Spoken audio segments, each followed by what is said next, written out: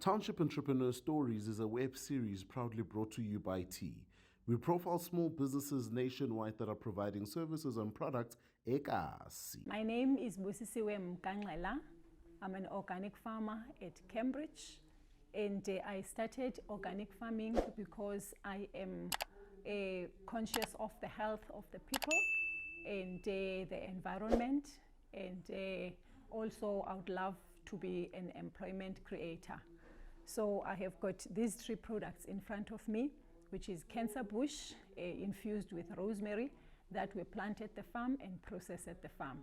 And out of that, we value add, use the cream, which is a body butter that is also infused with the essential oils that we plant, and soap that is an organic soap, a natural organic soap that we also make by hand from the products that we plant at the farm.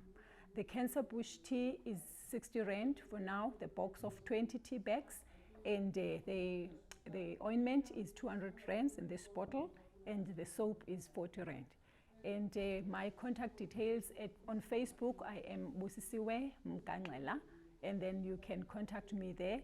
Otherwise, my WhatsApp number is 079-4868-249. Hi, my name is Busisiwe, and I'm a township entrepreneur.